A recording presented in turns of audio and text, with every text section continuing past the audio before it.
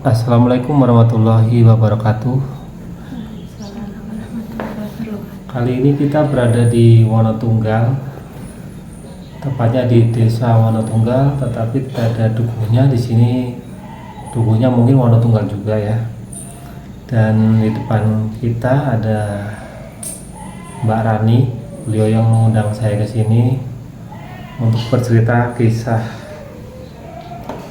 hidupnya yang penuh dengan misteri, teman-teman. Dan Mbak Rani ini kita menggunakan nama samaran ya, karena beliau tidak ingin diketahui identitasnya.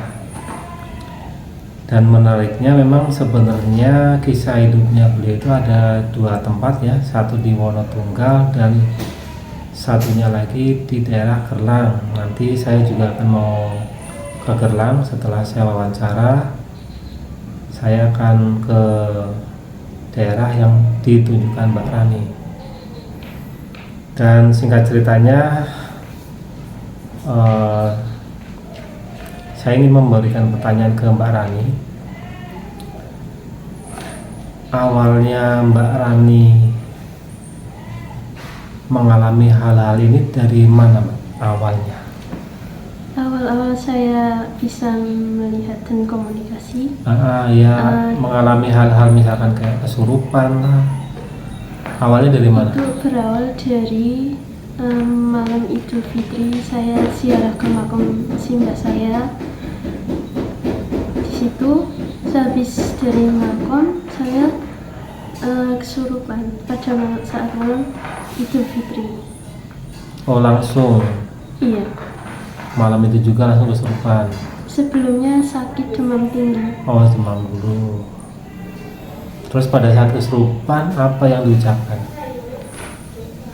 Tidak mengucapkan apa-apa, cuman kayak teriak-teriak, kayak gereng-gereng gitu. Oh, kayak ini tantrum gitu ya? Iya. Jadi nggak ada pesan-pesan khusus?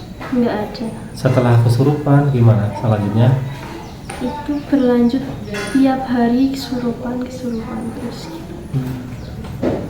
Dan semenjak itu saya bisa lihat apa yang tidak dilihat orang lain. Oh gitu. Contohnya Seperti makhluk-makhluk yang menurut orang lain mungkin seram, kayak sosok tinggi besar bermata merah. pernah lihat di mana itu? Di rumah sendiri, di depan rumah. Rumah sendiri? Iya. Dia lagi ngawasin Mbak Rani atau gimana? Iya, mengawasi saya, seperti kayak melihat. Kadang ada yang ngerasa kayak ada yang memperhatikan. Tapi setelah itu makhluknya hilang? Enggak, masih ada sampai sekarang. Oh, sampai sekarang masih suka mengawasi? Iya. Selain makhluk itu apa lagi?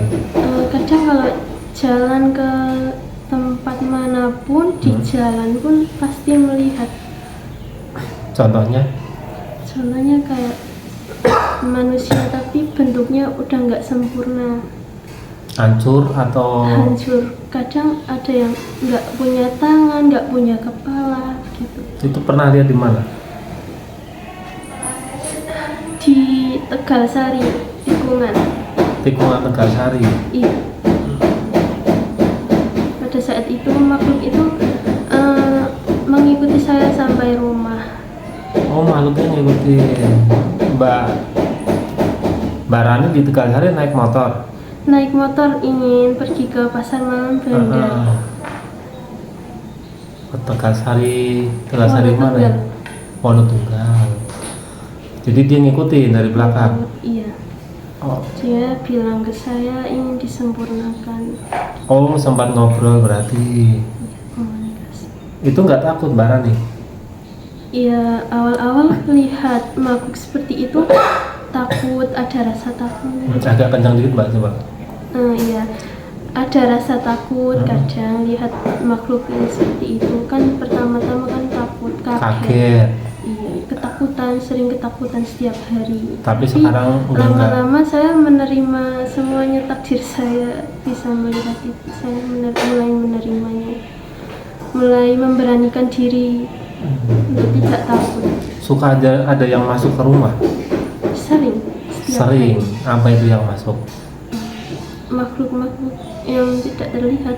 Ya maksudnya contohnya. Contohnya seperti jin, kadang bentuknya asap hitam, Oh asap, cuma Iya. asap.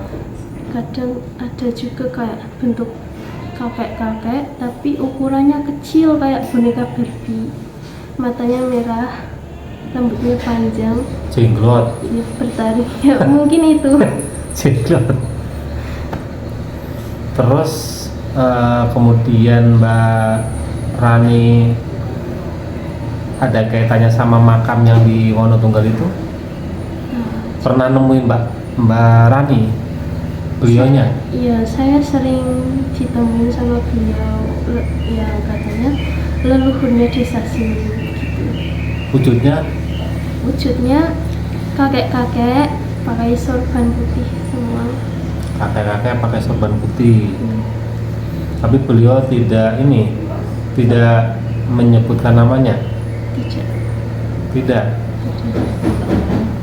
Terus pesannya apa Mbak Rani? Beliau sering ngasih saya seperti wejangan, Mhm. kadang nasihat.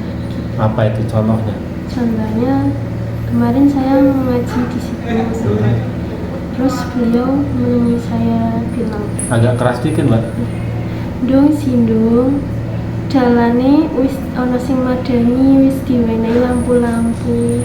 Kowe gari mlaku lurus mengarep, aja lewat belokan. Aja dipecahi lampune. Nek lampune dipecahi, kowe malah blosok. Terus selain itu, selain ke Mbak Rani sendiri, ada nggak si Mbah itu menyampaikan sesuatu untuk orang kampung sini? Simba bilang, Agak keras. kain dong, putu-putune diajari kon nyangkini berkat. Wong-wonge padha dibeneri, tanah iki wae kudu diruwat, desa wis kaya uduk desa. Waduh. Oh gitu. Jadi teman-teman yang di Wonotunggal, mungkin ini yang melihat juga orang Wonotunggal. Jadi pesan dari beliau yang ada di makam desa Wonotunggal ini mungkin supaya masyarakatnya untuk sedekah bumi, untuk merawat bumi, untuk bersyukur kepada Tuhan Yang Maha Kuasa yang sudah memberikan rezekinya yang melimpah, hasil tanamnya yang melimpah, hasil buminya yang melimpah, mungkin seperti itu ya. Dan mudah-mudahan video ini dilihat sama orang Wonotunggal ya. Nanti di akhir video saya akan spill makomnya ya. Dan mungkin kalau ini waktunya nggak selesai, ada part 2-nya, teman-teman bisa melihat part 2-nya nanti makom yang di Gerlang ya. Dan terus Mbak, setelah beliau itu ngasih wejangan ke Mbak Rani, kemudian apa lagi? Kemarin apa kapan itu ngasihnya? Apa bulan apa? Bulan namanya. Beliau datang ke Mbak Rani itu bulan apa? Masih ingat nggak? Baru kemarin. Baru kemarin. Kemarin siang sebelum itu. Oh baru kemarin. Berarti masih baru banget ya, masih fresh ya. Terus berarti setelah itu nggak ada komunikasi lagi ya sama beliau? Belum ya. Nah terus kemudian ini kita lanjut ke makam yang di Gerlang ya. Nah untuk yang makam di Gerlang itu ceritanya seperti apa Mbak awalnya? Awalnya saya entah itu dalam alam bawah sadar saya, mungkin pas saya kan dulunya sering pingsan, saya kayak sukma saya mungkin terbawa ke sana. Saya seperti sedang di atas bukit, duduk di kayu yang sudah ditebang gitu, sudah mati kayunya. saya duduk di situ ditemuin sama simbah-simbah kakek-kakek, bilang kalau di situ ada makom. Dan kakek-kakek itu ngakunya namanya Mbah Hasan Basari. Mbah Hasan Basari. Terus bapak saya juga sempat dimimpiin gitu, lagi jalan-jalan di sekitar Masjid Wonotunggal. Terus ada nenek-nenek nanya, "Luru apa nang?"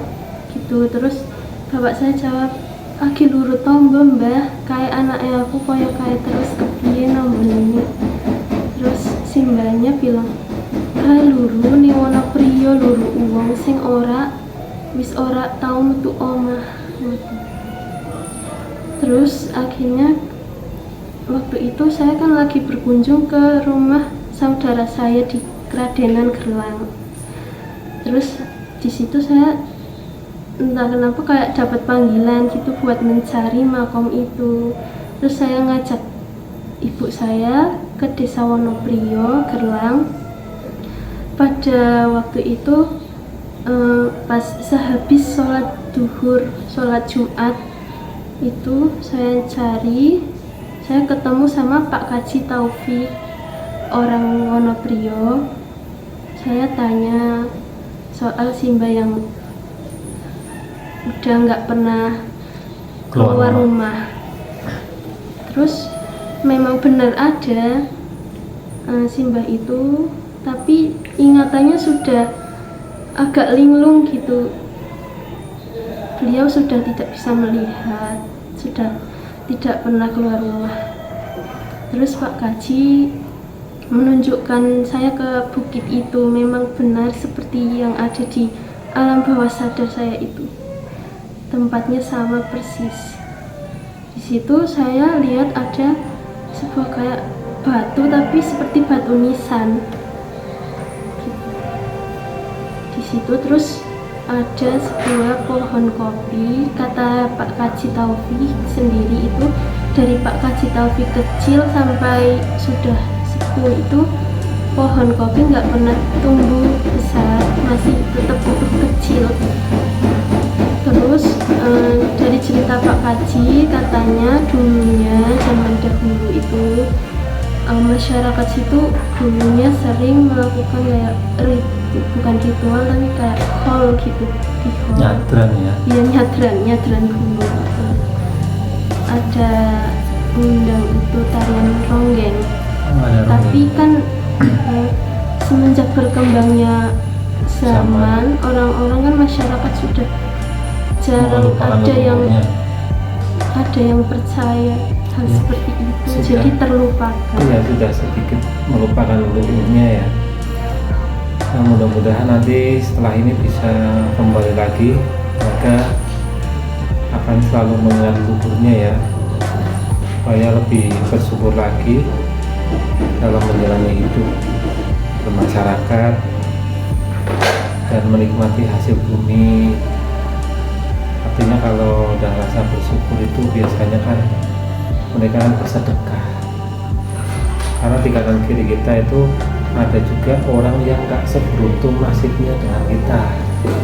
Kita makan daging, ternyata tetangga kita cuma makan tempe.